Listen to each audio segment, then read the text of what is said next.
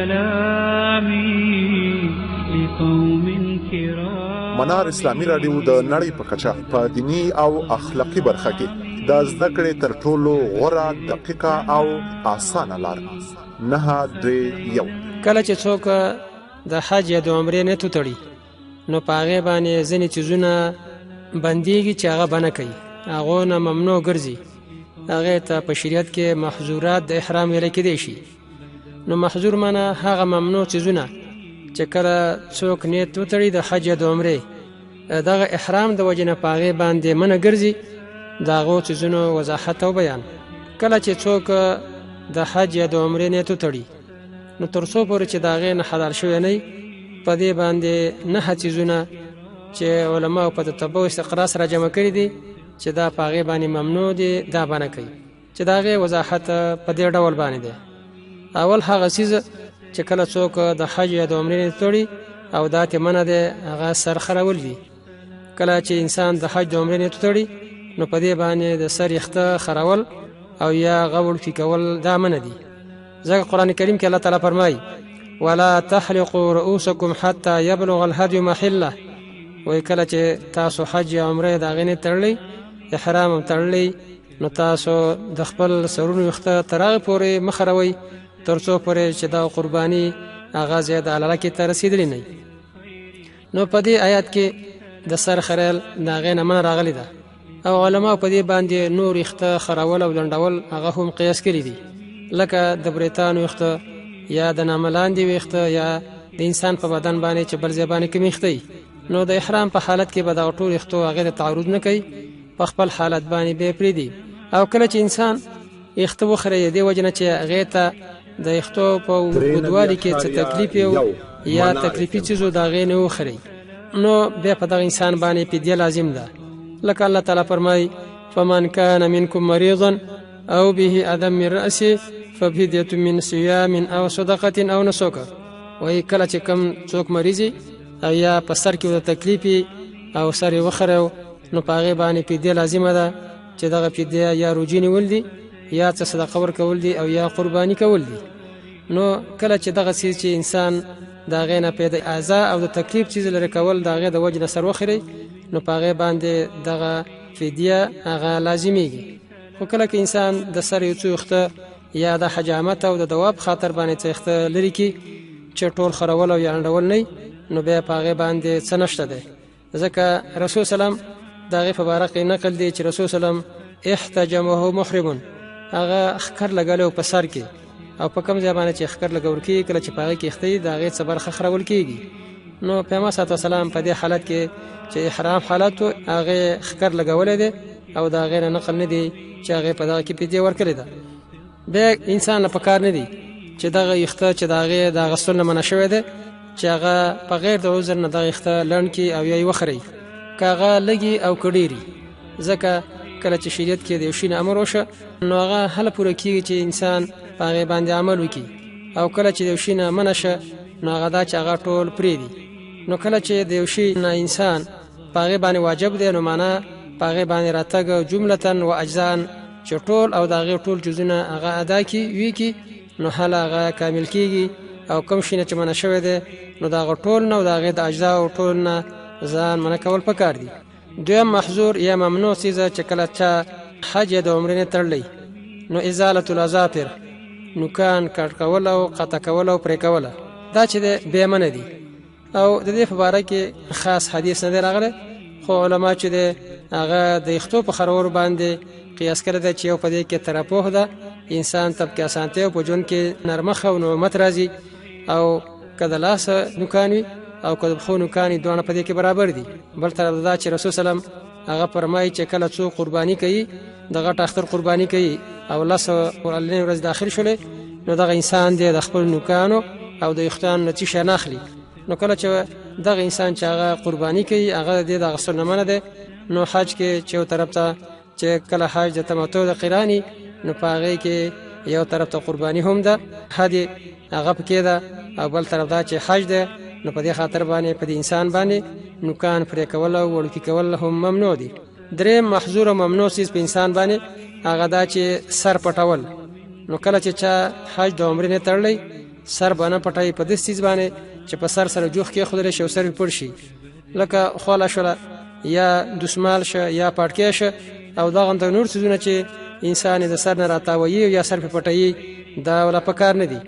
ځکه رسول سلام کله چې حج کاوه او یو صحابي چې هغه د سورلۍ نه ولید د وخت نه ولید او پادشه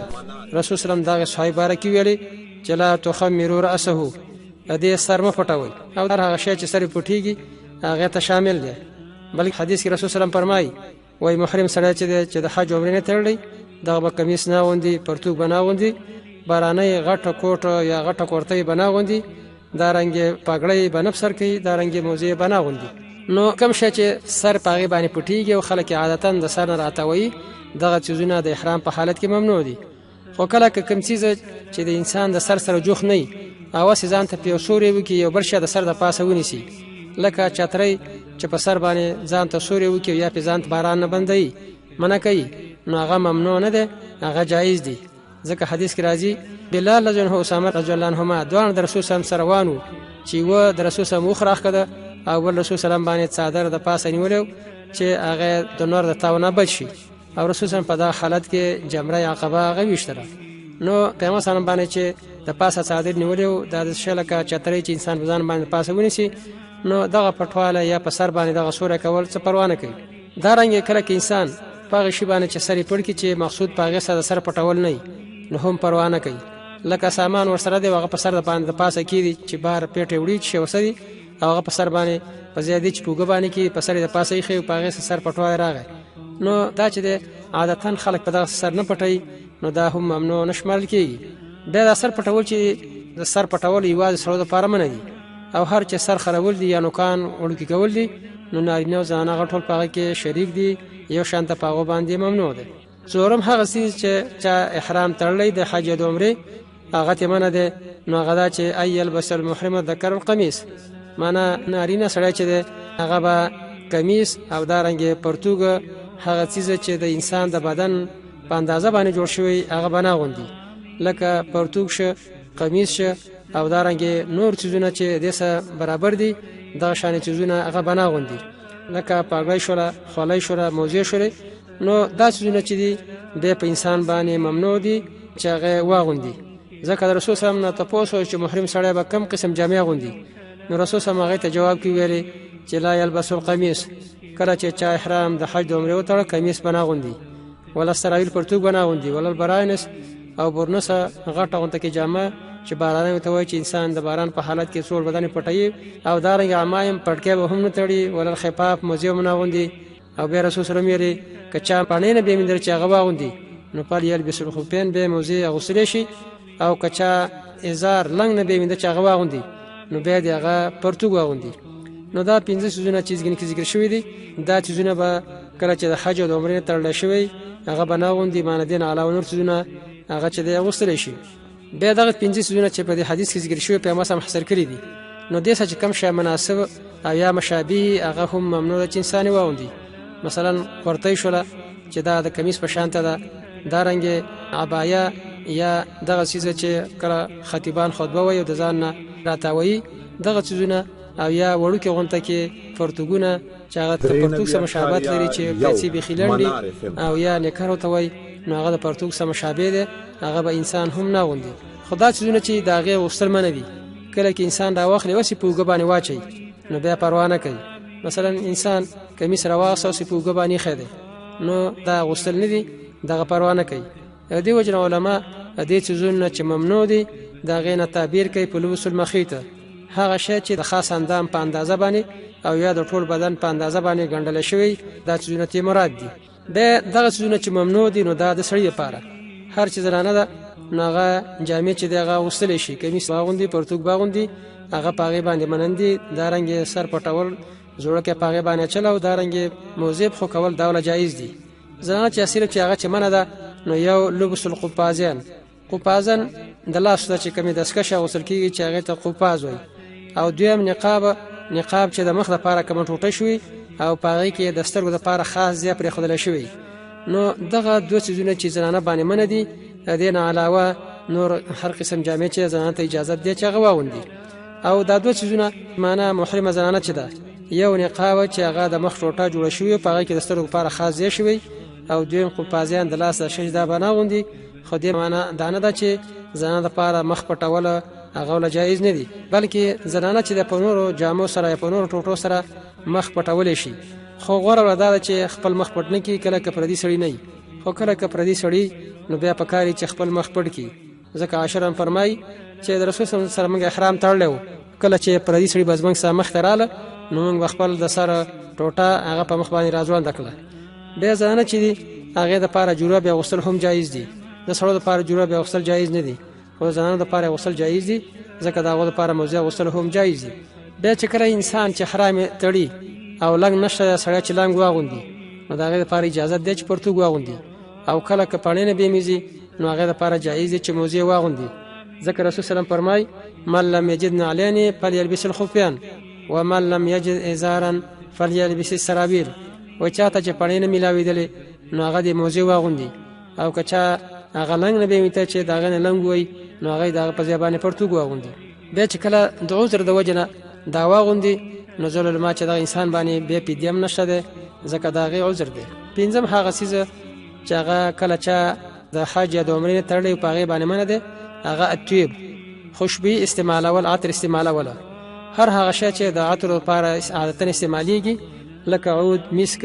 او دارنګ ګلاب او نور څه چې عادتن دغه خوشبو ته جوړیږي او استعماليږي نو دا څه به محرم سره نه استعمالي ذکر رسول سلام فرمای لا تلبسوا ثوبا مسه الزعفران او الورس هغه جامه اسما غوندي چې هغه ته زعفران او ورس رسیدلی ځکه زعفران چې دا خوشبو ده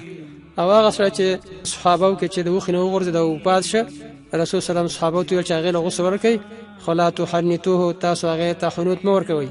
حنود یو قسم خوشبو ده چې هغه جمع کیږي چې کوم انسان پات شوی دغه جسم په ځنه ځین باندې کې خدل کیږي نو کله چې دغه په اړه کې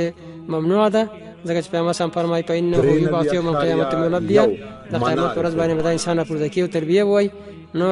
چې دا دغه سړي په اړه کې چې محرم او پات شه نو دغه لپاره معنا استعمال جایز نه ده بیتیب یا خوشبو چې ده دغه استعمال اول منه دي که څوک په سر لګي که په ګیره او که په سینه باندې او که د بدن په بل ځای باندې یا په جامه باندې نو دا باندې لګي خو کله کزنې صابونونه چې هغه که خوشبو لري نو دغه صابون چې د بدن یا د لاس صفایي د پاره دي او عادتاً د خوشبو د پاره نه استعماليږي خلک شانتبي کوي نو کاغه باندې لاس وینځل شي دا د خوشبو استعمالول نه دي بلکې د لاسونو پاکوالی په سره ده دا پروا نه کوي دا رنګ کله که څوک عطر پراتو په خوا باندې تیر شو بي ورغه خو چې په غیر د قصد نه هغه د پی داخلي پروا نه کوي یا د شو ګوري چې دی بي خدای او کبد ده چې مثلا اخري نو دا پروا نه کوي یا د عطر اغستلم پروا نه کوي خو صرف استعمالول او یا قصیتو غبانې داغي بي کوله چې په هغه سخن حاصلې نو دا ولمنه دي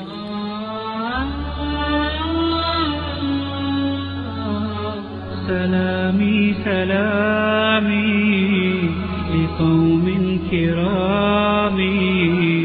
بدوا في الظلام كبدر التمام